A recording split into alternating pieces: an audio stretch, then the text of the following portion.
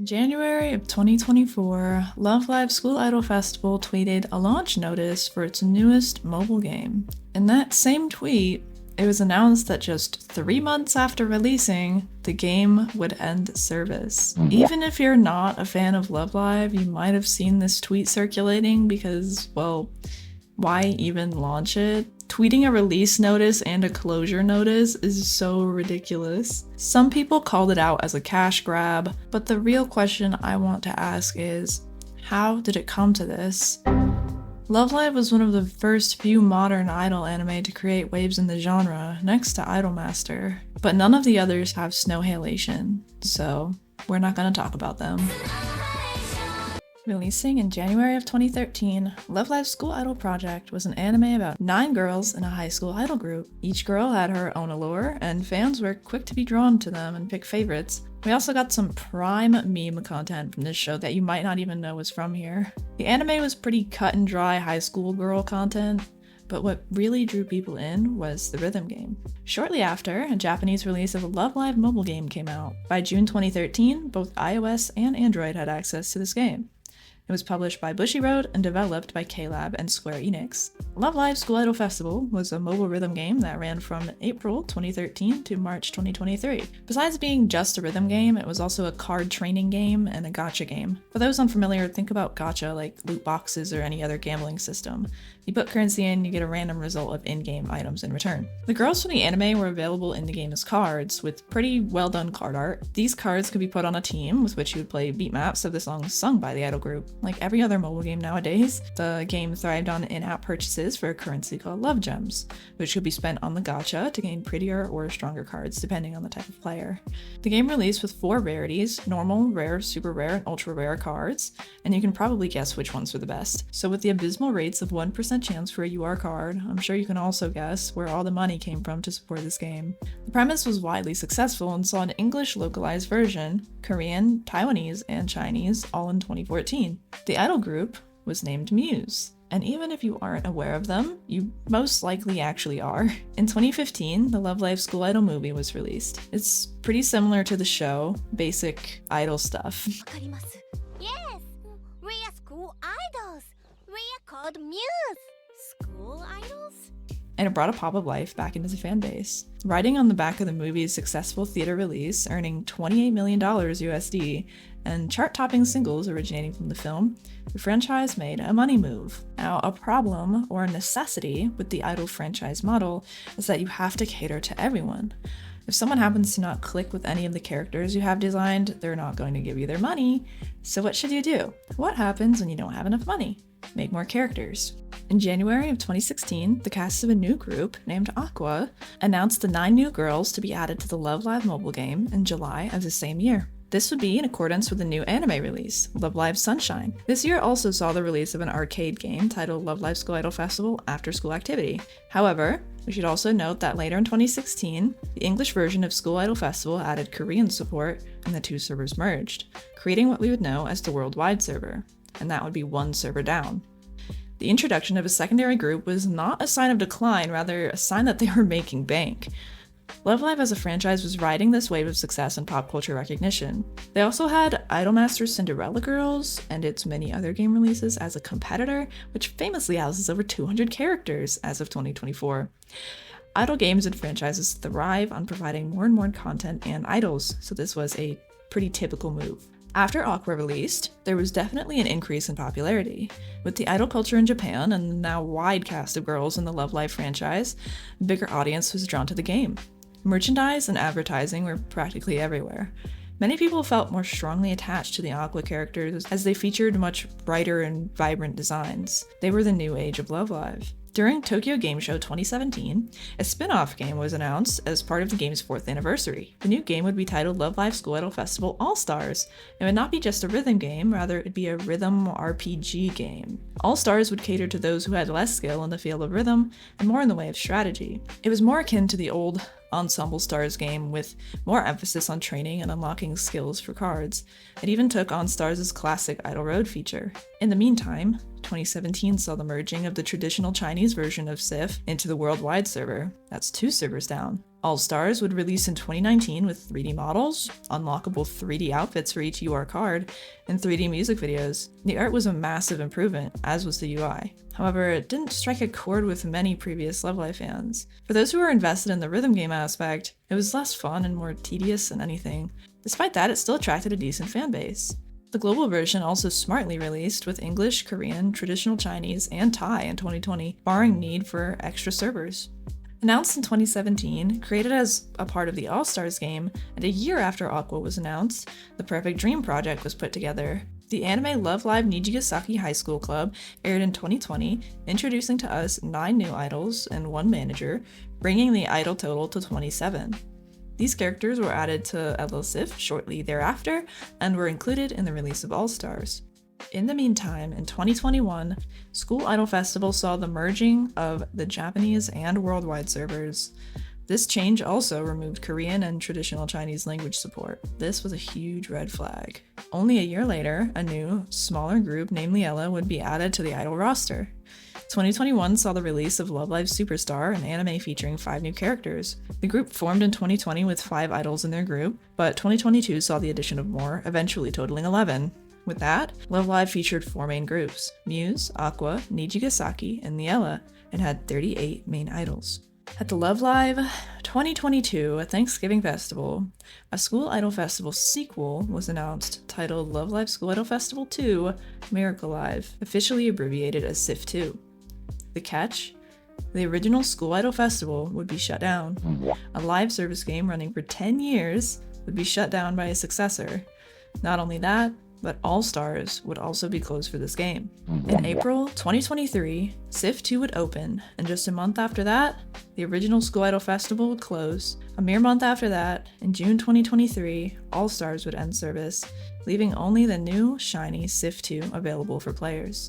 Now this might seem like a win. A new, shiny, brand new Love Live game is out. Isn't that so fun? But you have to remember, the beginning of the video said that this game closed too. So we're realistically left with nothing. So let's get into it. How did this happen? Now that we know the abbreviated history of the Love Live franchise, we can talk about the actual game.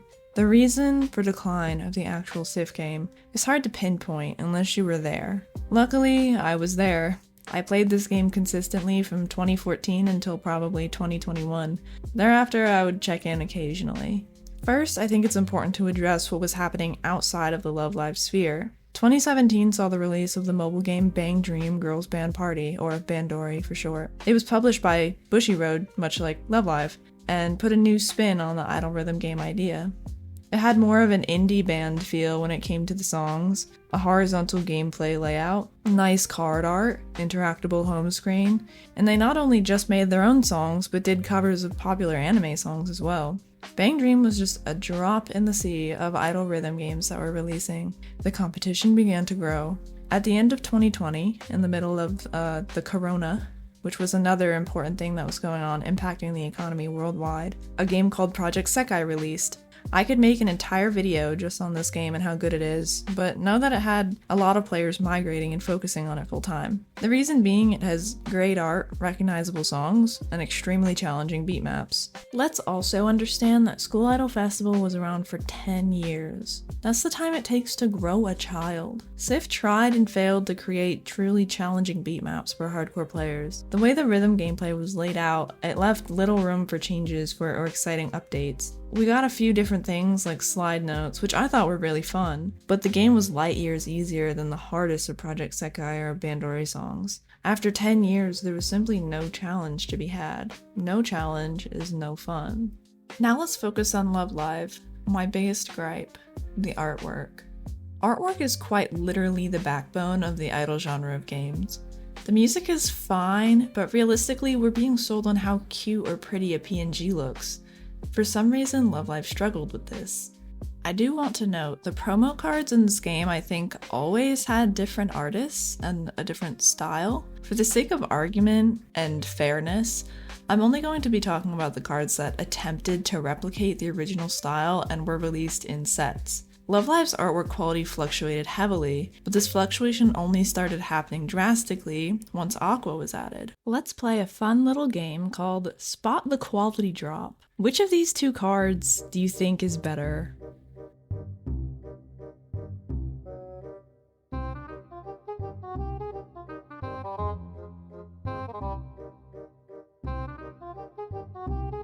Trick question. These two were made in the same year, only a month apart. That's how inconsistent this game was with its artwork.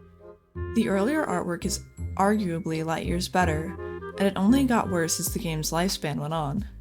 The biggest moment we saw some really questionable art was with the release of SSR cards. Ew! Which coincidentally released with Aqua's addition to School Idol Festival. I could theorize for days about why artwork suffered. Working conditions, too much art needed versus how many artists were employed, the fact that cards were vertical instead of horizontal, the highly specific art style the game tried to maintain. These are all possible reasons. Unfortunately, it would be silly of me to say I know exactly what happened here. It's extremely bizarre that Love Live allowed the quality to shift so drastically, because take a look at the competition. The business model began to focus on quantity instead of quality, but that's never what players want, especially in a game so art-heavy. For a bit of context, the model School Idol Festival employed for card releases was to release one UR at a time. URs are the strong, pretty cards, so those are the ones people will spend money for. Other games release multiple of these per banner.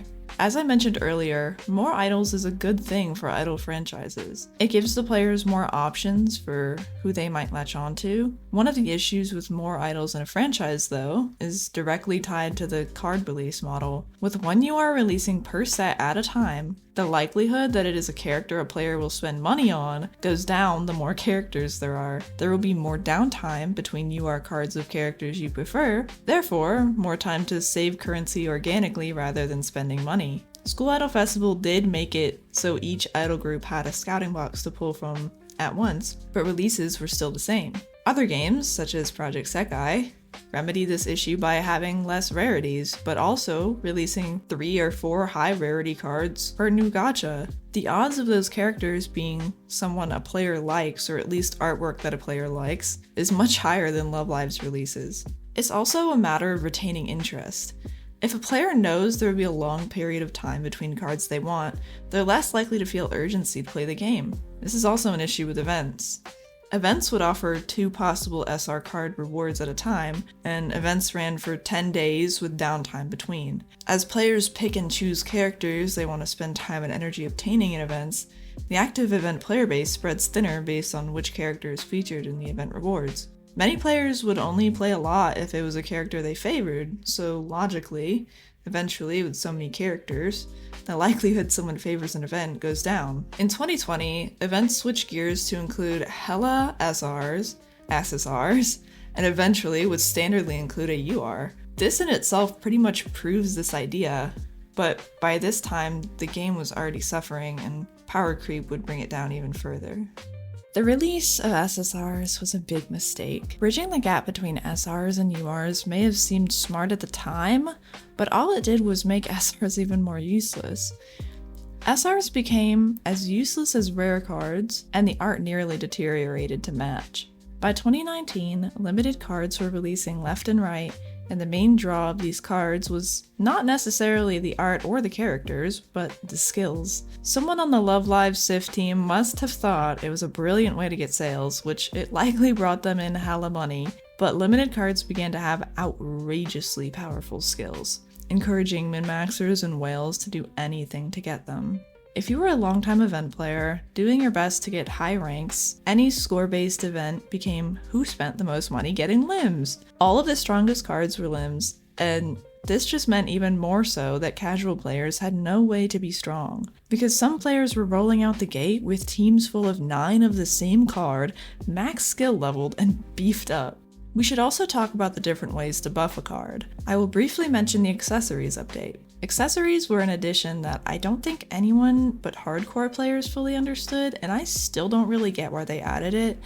They were items you could equip to your card to give them essentially an extra skill. You could earn them through live shows, but there were different rarities. This update also introduced an item that could be used to increase the level cap on a card up to 120. Normally, the level cap would be 100 for an idolized UR. Previously, we had also gotten an update to include school idol skills, which were equipable to each card to give them an individual or a team attribute buff. I personally liked school idol skills and felt they had a place in the game. Good ones were obtainable casually. Point is, there became so many different means of increasing a card's power.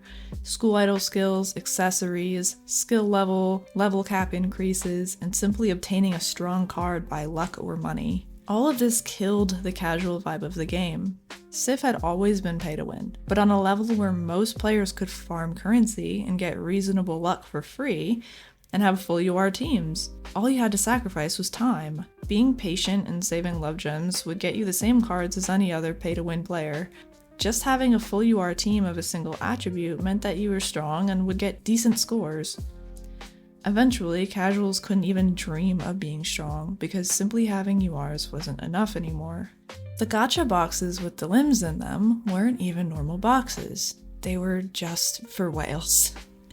The way they worked was by having a pool of 100 cards to draw from, with one UR in the box, the limb. Instead of a guaranteed SR or above on 10 pull in the gacha, like normal, it guaranteed nothing, meaning a casual could save up 50 gems and pull 11 rares. There was seriously no point in pulling in these limb boxes as a casual player, unless you saved up 500 gems to drain the box, guaranteeing you the limb, which would take forever. Even then, Rails would always be ahead. Near the end, it seems like K-Lab might have recognized this and began giving players generous scouting tickets and gems for special events like anniversaries. I think games being generous is a good thing. I don't like feeling as if I'm a peasant the entire time. But after 8 or 9 years of service, they were fueling the fire. At the end of Civ, I had over 140 UR cards as a mainly free-to-play player. There was no reason for me to play anymore, no reason to spend money. With the free scouts I was given in the last couple of years of play, I had all my favorite cards. But this overgenerosity also contributed to power creep. It allowed everyone to have full teams of URs when that was supposed to be endgame. SRs became so entirely useless that they replaced SRs with URs in events, because why would you even want an SR anymore? Every player was strong, and the strong players were unfathomably, ridiculously strong. You know the line from Incredibles, "When everyone's super, no one will be." And just like that, the game lost all meaning. Just like that, Civ burned in the fires of idle hell.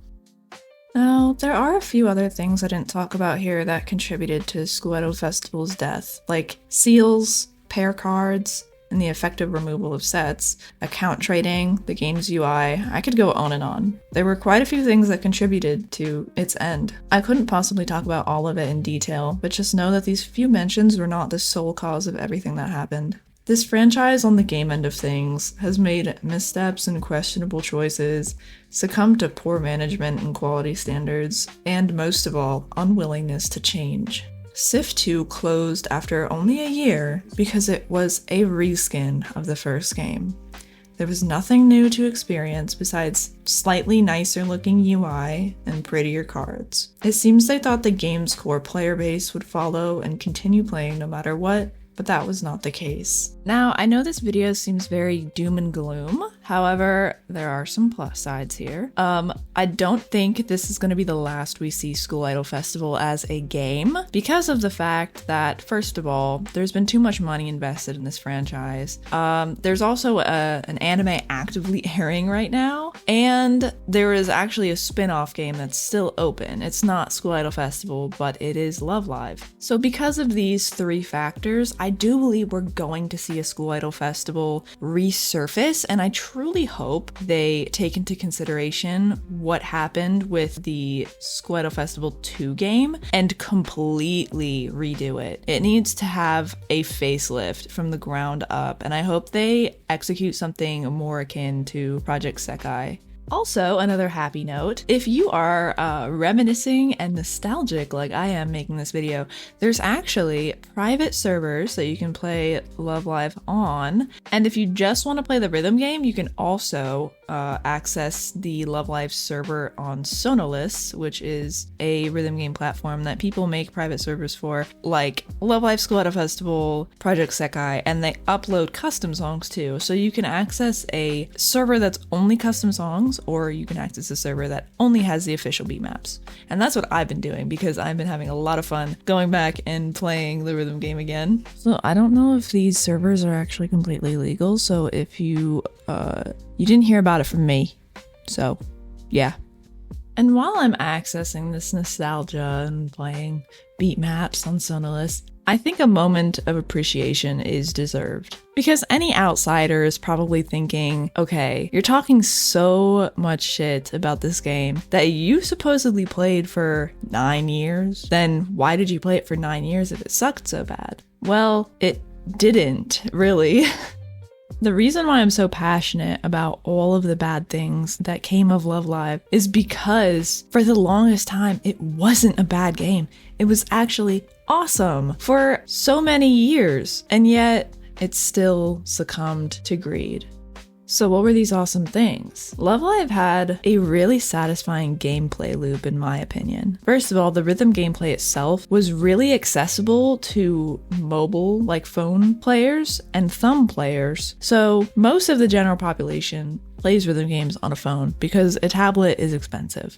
A lot of the newer rhythm games cater to tablet players because they have a horizontal gameplay layout. Love Live released with a rounded gameplay layout that benefited thumb players more than anything else. The rhythm gameplay itself was really fun and really satisfying to a lot of people, including myself. Remember when I said that good cards were obtainable casually? This was true. You had to save up and grind a little bit for gems, but the majority of the time you could save up 50 gems and do a pull pretty frequently, depending on how much you played. This made the gameplay loop fairly satisfying.